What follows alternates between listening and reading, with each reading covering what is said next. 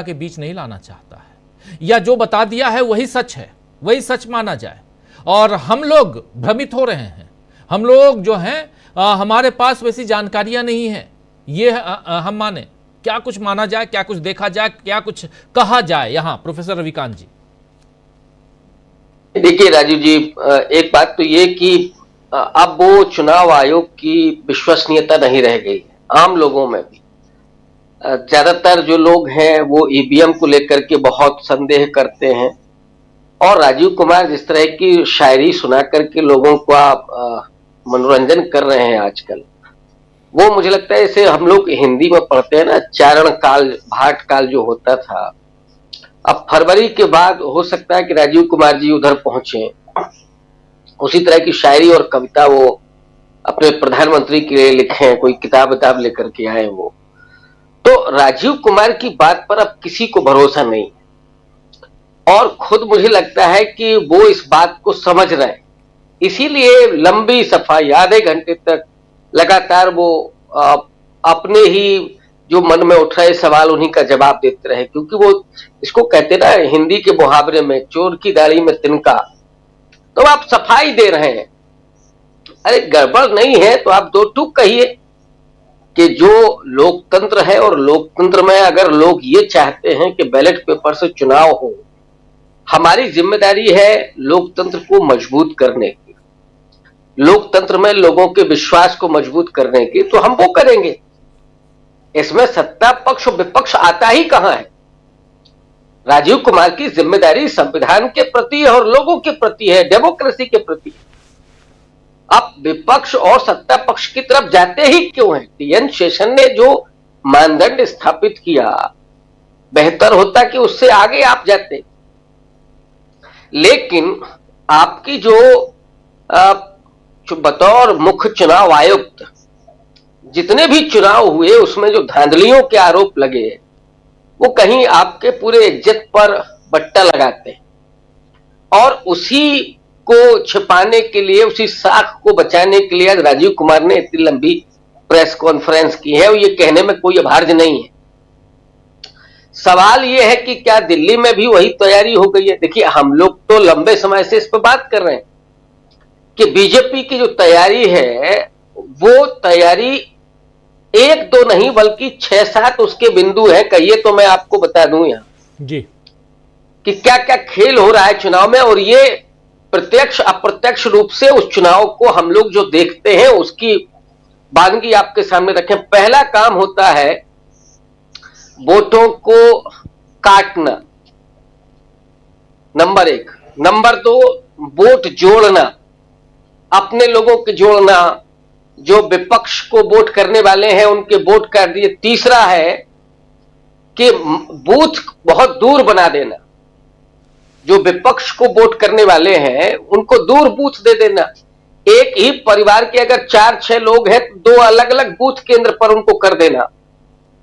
ये 4 वजह हो गई। 5वीं है कि जहां पर विपक्ष का वोट पड़ रहा है वहां वोटिंग धीरे कर देना, और शाम को या दोपहर में ही जब भीड़ ज्यादा होने लगे, वोटिंग आप धीरे करेंगे तो लोग भीड़ में आएंगे, तो फिर पुलिस का लाठीचार्ज करवा देना, जो उत्तर प्रदेश में सबसे बड़ा मॉडल है। तो ये 6वां है कि पुलिस के जरिए तितर बितर करना, वोट नहीं डालने देना। और एक है कि जो अपर मिडिल क्लास है, जो बीजेपी का वोटर है, जो वोटिंग के दिन छुट्टी मनाता था, जो डेमोक्रेसी को मजाक समझता था, अब उसकी अट्टालिकाओं के ठीक नीचे बूथ बनाए जा रहे हैं। केवल लिफ्ट से उतरे, वोट डालें, और यहां दलित हो, पिछड़े हो, मुसलमान हो, इनका बूथ बनाना 4 किलोमीटर दूर। जबकि नियम है राजीव जी, बूथ 2 किलोमीटर के अंदर में होना चाहिए। राजीव कुमार जवाब देंगे क्या कि कितने बूथ थे जो 2 किलोमीटर के बाहर थे? लाठीचार्ज कैसे हो रही, लोग अपना वोट डालने के लिए जा रहे हैं। और यह भी नियम है कि आपके पास कोई पहचान पत्र हो, उसको कौन चेक करेगा? जो वोटिंग में शामिल कर्मचारी हैं। आपने कई जगह के दृश्य देखे होंगे कि जहां पुलिस वाले चेक कर रहे हैं, इसका जवाब कौन देगा? वो ट्रंप साहब देंगे या वो पुतिन साहब देंगे? इसका जवाब तो राजीव कुमार को देना चाहिए जी। लेकिन जब आदमी ने बेशर्मी ओढ़ ली है तो मुझे भी कोई कहने में हर्ज नहीं। तो वो शायरी ही सुनाएंगे इस थर्ड क्लास, ये तो ट्रक के पीछे लिखी हुई शायरी इससे बेहतर होती है। ये चारण और भाट के जमाने की तुकबंदी कर रहे हैं, वही करके अपने आका को खुश करना है। हो सकता है कि कोई दूसरी नियुक्ति मिल जाए राजीव कुमार को, तो उसके लिए तैयारी चल रही है।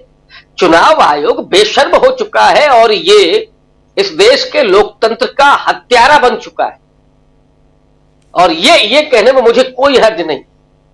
सुप्रीम कोर्ट क्या कर रहा है? सुप्रीम कोर्ट अगर कर रहा होता, आजकल सवाल तो सबसे ज्यादा सुप्रीम कोर्ट पर है। सो मोटो लेना बंद कर दिया साहब सुप्रीम कोर्ट ने, और कब किसकी जमानत होनी है तो आधी रात को कोर्ट खुल जाएगा। और यहां बहुत सारे लोग जिन पर अभी आरोप पत्र दाखिल नहीं है, 2-2, 4-4 साल से सब चल रहे हैं जेल में। कैसे चल रहे हैं? क्यों उनको जमानत नहीं मिल रही है? राम रहीम को पेरोल कैसे मिल जाती है? ये खुद सुप्रीम कोर्ट के सामने तमाम सवाल है जो उसकी प्रतिष्ठा दांव पर लगी, उसकी साख दांव पर लगी। और जिस बात को राहुल गांधी बार बार कहते रहे हैं कि हमारे देश की संवैधानिक संस्थाओं का गला घोंट दिया गया है, उन संस्थाओं पर ऐसे लोग बिठा दिए गए हैं जिनके पैंट के नीचे वही हाफ पैंट है, पुराना वाला, खाकी वाला, जिनके पास एक सर्टिफिकेट है कि आरएसएस में कब से वो काम कर रहे हैं। अरे हाई कोर्ट के जज कह रहे हैं साहब कि हम तो आरएसएस में रहे जीवन भर और अब हम जाकर के बीजेपी में काम करेंगे, कोई रिजाइन दे करके। तो अब कोर्ट और चुनाव आयोग बचा कहां है? कितने लोग बचे हैं जिनके जरिए ये थोड़ा डेमोक्रेसी को बचाए रखा जाए? लोगों की उम्मीद किसमें है?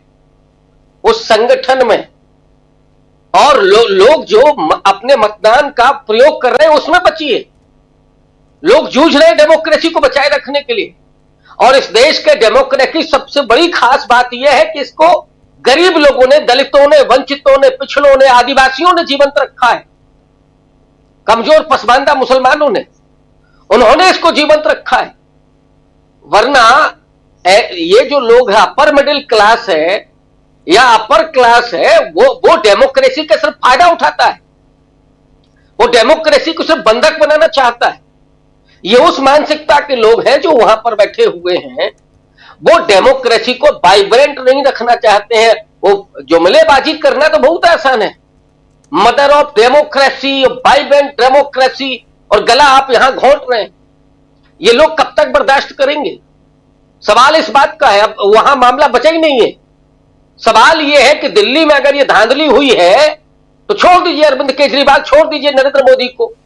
सवाल तो लोगों का है जो इस देश के नागरिक हैं, जो इस देश के मतदाता हैं, जो इस देश में, जो अंबेडकर ने कहा था कभी कि अब रानी के पेट से राजा नहीं होगा, अब मतपेटी से राजा पैदा होगा, जिसने किसी को भी विधायक, सांसद, मंत्री बनने का अधिकार दे दिया, जिसके वोट के राइट से संसद बनती है, विधानसभाएं गुलजार होती हैं, और उनका ही आप अधिकार छीन रहे।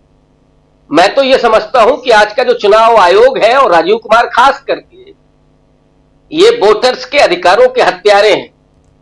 अगर आप पर लगे हुए आरोपों को आप ये थोथी शायरी के जरिए खत्म करना चाहते हैं, मुझे नहीं लगता कि लोग भूल जाएंगे। कम से कम हमारे जैसे लोग तो कतई नहीं भूलेंगे। राजीव कुमार कुछ भी सफाई देते रहे, हम तब भी आलोचना कर रहे थे, वो आज भी करते रहेंगे। हमारी आदत नहीं खत्म होने वाली है कि आपकी ये ट्रक के पीछे वाली शायरी को हम सुनकर के भूल जाएंगे, कतई नहीं भूलेंगे आज। और इतिहास तो आपको कतई माफ नहीं करेगा कि हम नहीं रहेंगे। अरे नहीं रहेंगे तो इतिहास में लिखा जाएगा ना कि आपने क्या किया है। 2-3 साल जो आपको मौका मिलेगा, तो इतिहास तो आपको याद रखेगा राजीव कुमार जी। भले ही आपने जो किया हो उसकी जिम्मेदारी आपकी ही होगी। ये नहीं होगा कि नहीं हम तो तमाशा देख के चले और आका के लिए अब चुटकुले और शायरियां लिखेंगे। ये सब नहीं चलने वाला है इस देश में। जी राजीव जी, बिल्कुल बिल्कुल।